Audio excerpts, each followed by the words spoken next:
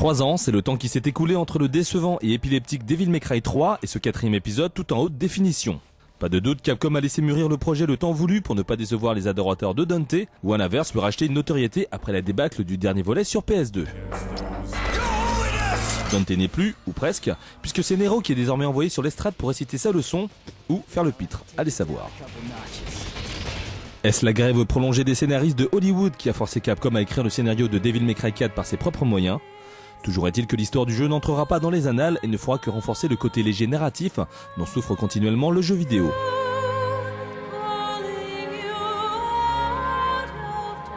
Jeune chevalier de l'ordre et de l'épée, Nero assiste quasi impuissant à l'exécution de Sanctus, le chef religieux d'une secte à laquelle semble appartenir notre jeune éphèbe. Malgré son air désinvolte, sa dégaine de jeune fashion sortie tout droit des quartiers de Shibuya et son bras en écharpe, Nero va se lancer à la poursuite de l'auteur de cet audiocrime. C'est alors qu'il va tomber nez à nez face à Dante, toujours aussi arrogant et ne criant ni les balles ni les perforations thoraciques. La consanguinité avec le diable fait de notre ancien héros un adversaire de taille pour Nero et son bras maléfique, le Devil Bringer. C'est d'ailleurs grâce à cette particularité que notre jeune chevalier va pouvoir se mesurer aux démons qui pullulent sur Terre.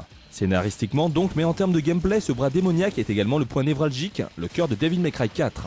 S'il est capable de vider le chargeur de son gun aussi rapidement que Dante, Nero peut avant tout se servir de son atout physique pour attraper n'importe quel gus à distance.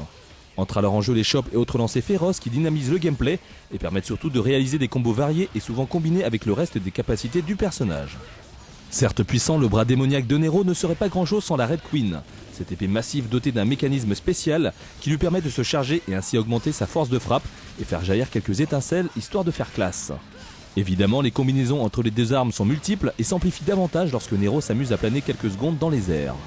Le joueur le plus hardcore peut très bien faire le tour des possibilités offertes dans le gameplay en quelques minutes et ensuite bâiller aux corneilles.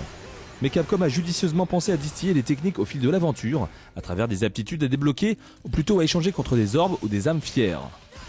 Entre l'augmentation de la puissance du feu de la Red Queen, les mouvements supplémentaires du personnage et les allonges du Devil Bringer, Devil May Cry 4 offre une marge de progression dans le jeu fort sympathique, d'autant que le dosage est suffisamment calibré pour qu'on avance dans le but d'accéder à toutes ses compétences le plus rapidement possible.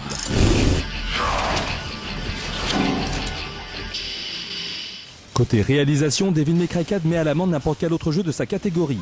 C'est beau, c'est fluide, les environnements fourmillent de détails et à aucun moment le jeu ne se permet de vaciller, même quand les boss font la taille d'un immeuble de 20 étages. So this is what you really look like.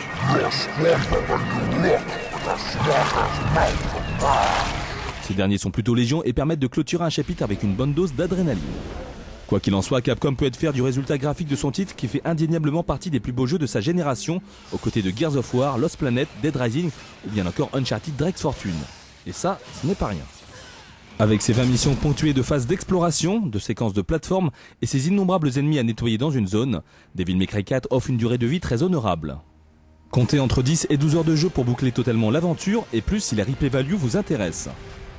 Pas de mode multijoueur où l'on peut se désaguer à coups de gunfight, Devil May Cry 4 reste une expérience solo, mais une bonne. La note jeu actu, 16/20.